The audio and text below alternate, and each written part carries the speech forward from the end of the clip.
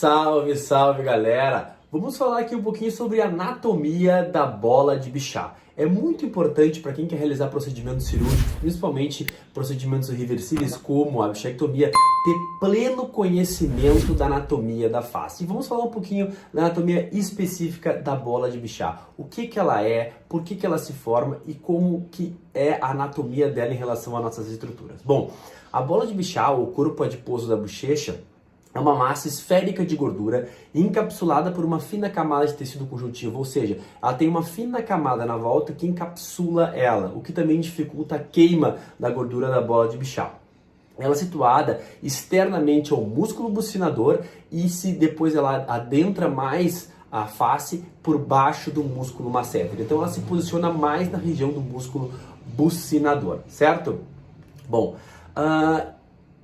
além de estar situado superficialmente ao músculo bucinador e à face, lembrem-se que a bola de Bichat ela não tem só extensão na região da bochecha. A bola de Bichat ela se estende da bochecha até a região superior, até a região do temporal. Então ela vai sair daqui, vai passar, vai entrar por baixo do masseter. Então a borda anterior do masseter é a marca onde a bola de Bichat migra para dentro da cavidade bucal, né?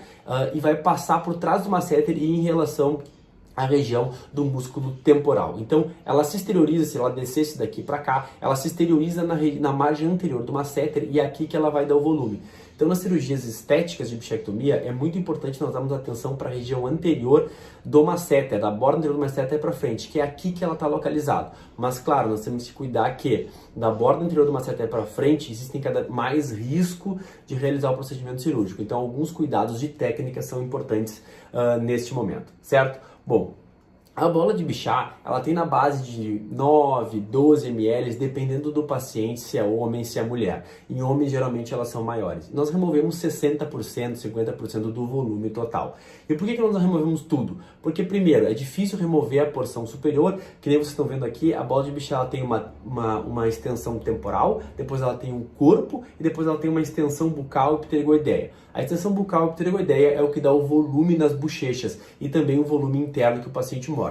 A extensão temporal, ela fica bem para cima, então ela não interfere nem em funcionamento, nem em estética. Quando nós tentamos remover a parte temporal, nós acabamos dando uma pequena pressão lá em cima, que é aquele momento em que o paciente sente uma pressão na hora de puxar a bola de Bichat, que é onde rompe o corpo da bola de Bichat, que liga a extensão temporal com a extensão bucal e pterygoideia. Então, quando nós tracionamos, essa porção temporal, ela está ligada lá aos músculos, ao músculo temporal, junto com a cápsula. Então, é muito difícil dela vir. Pode vir? Pode, mas é muito difícil. Nós não tentamos remover porque acrescenta muito risco no procedimento. E mesmo que ela venha, ela não vai acrescentar benefício nenhum, certo? Bom, vocês estão vendo aqui a bola de Bichat, ela fica localizada, a região que dá volume na bochecha está localizada exatamente ali, abaixo do arco zigomático, à frente do músculo masseter, na borda anterior do masseter, é onde vai dar o volume. Então a bola de Bichat, a parte bucal dela, né, a extensão bucal e pterygoideia, elas vão ter o limite da borda anterior do masseter para frente, lembrando que o ducto da parótida ele passa aqui e ele faz o limite anterior, né? Então anteriormente ela está o limite do ducto da parótida e mais posterior está o limite da margem anterior do masseter. Ali que está localizada a área que mais dá volume e que nós temos que remover para dar um benefício estético para o paciente, certo? Então vocês estão vendo aqui a parte que a gente remove, que eu falei para vocês aqui, é a parte da extensão bucal e a extensão pterygoideia da bola de Bichat. O corpo, parte do corpo e parte da extensão e a extensão temporal, eles ficam na região, certo?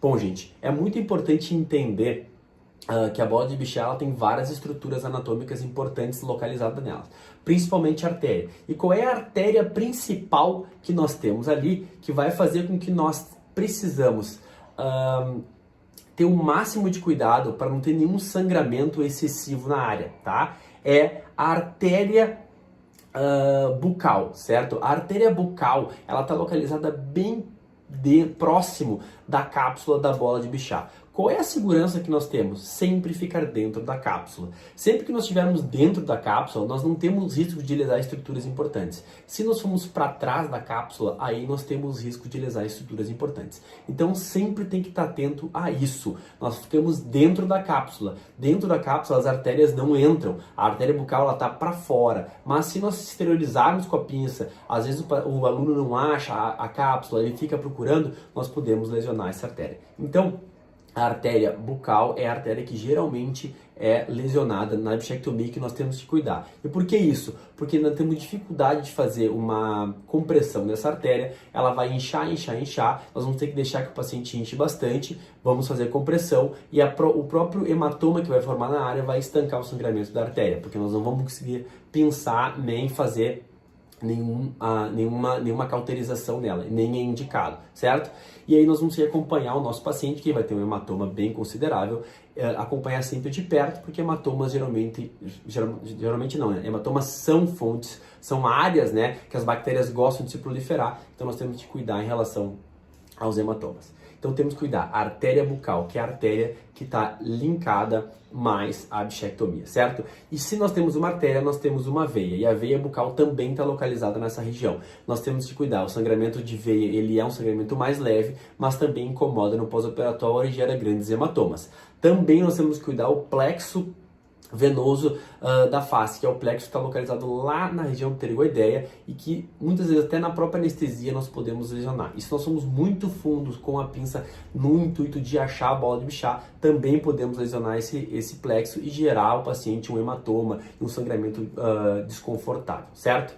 Bom, gente, lembrando que a bola de Bichat, ela está intimamente ligada à parótida pelo ducto parotídeo. Então, como vocês estão vendo aqui na imagem, o ducto parotídeo, ele sulca por fora a bola de Bichat e adentra perpendicular para a cavidade bucal, geralmente entre o primeiro e o segundo molar. Mas isso pode variar, por isso que nós temos que cuidar muito.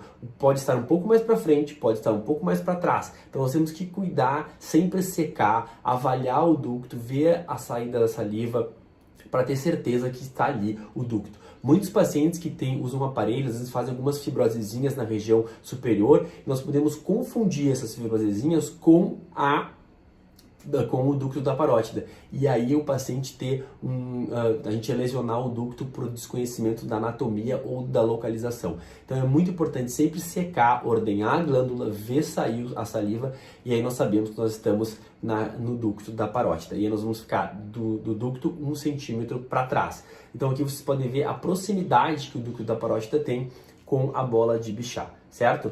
Aqui nós temos a visibilidade da bola de Bichat olhando num corte onde nós vemos a inserção dela lá dentro do temporal. Então a bola de Bichat está localizada lá para dentro do temporal e é lá que ela fica presa, e por isso que o paciente sente aquele pequeno puxãozinho quando nós estamos finalizando a cirurgia. Então vocês podem ver nessa imagem que a bola de Bichat, a parte superior dela, ela está dividida e presa entre o músculo, e é por isso que é difícil de remover. E nós nem devemos tentar. E como ela é presa em músculo, esse é um dos motivos por qual ela cai no envelhecimento. Às vezes, alguns alunos me perguntam, tá, mas por que ela cai se ela está dentro da musculatura? Exatamente por isso, porque a musculatura perde tensão e a bola de Bichat tende a descer, certo?